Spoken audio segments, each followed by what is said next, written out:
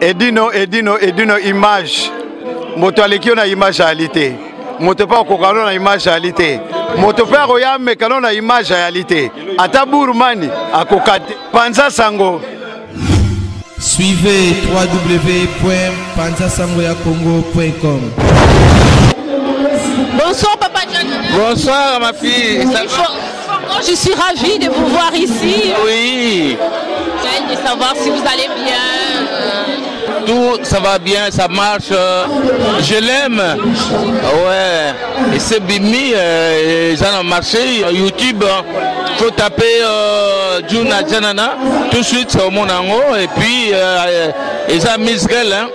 Miss Girl bientôt l'album. Album et la préparation. Bientôt l'album. On a toujours dans le studio. Bientôt l'album. Alors il faut aimer ça bateau à Bordeaux. Base à l'après. Je l'aime. Et ça Miss Girl. Bientôt bakolia biloko sana na makusa. Toujours là maintenant. Bientôt bakozwa album père et fils. Ouais. Mais papa j'en ai pas fan no balima yeba. Comment ça se fait vous vieillissez pas?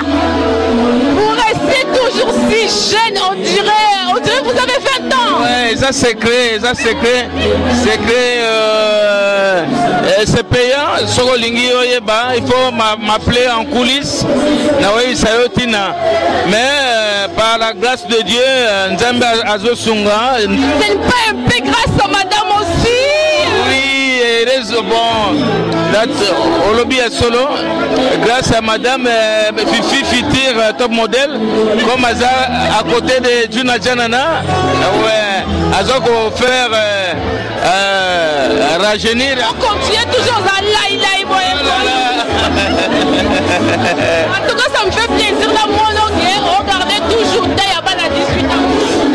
Oui, bah, en tout cas, il faut qu'on s'aille pour garder taille, pour garder Ndenga Nazali, il faut aussi les efforts, il faut qu'on soukola maya malili pendant l'hiver, on soukola maya malili. Bon, na éviter ce qui est au coca, qu'on soukola. En tout cas, merci beaucoup Papa Janana.